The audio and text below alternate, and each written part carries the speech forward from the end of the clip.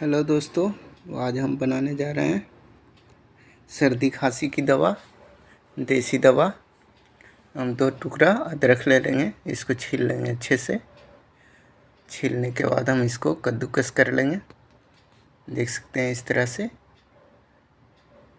और 2 लहसुन का कली हम ले लेंगे, उसको छील के इसको भी कद्दूकस कर लेंगे। इसको कद्दूकस करके अच्छे से, उसके बाद हम एक पैन में ले लेंगे घी, देसी घी। 3 से 4 चम्मच घी लेंगे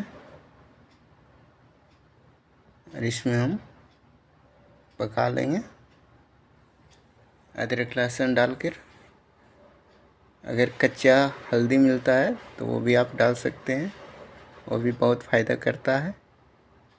इसको हम अच्छे से लाल कर लेंगे, अच्छे से पका लेंगे।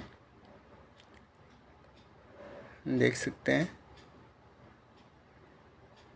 हैं दोस्तों, लाल हो चुका है अच्छे से, गोल्डन कलर का। अब इसमें हम डालेंगे हल्का सा गोल मिर्च पाउडर। आप कूट के भी डाल सकते हैं, पाउडर है तो पाउडर भी डाल सकते हैं। हल्का डालेंगे, 1-2 चुटकी, हल्का सा स्वाद अनुसार नमक डालेंगे। और ये हमारा दवा बनकर तैयार हो गया, देख सकते हैं। 2 से 3 टाइम आप खाइएगा तो आपका सर्दी खांसी बिल्कुल ठीक हो जाएगा।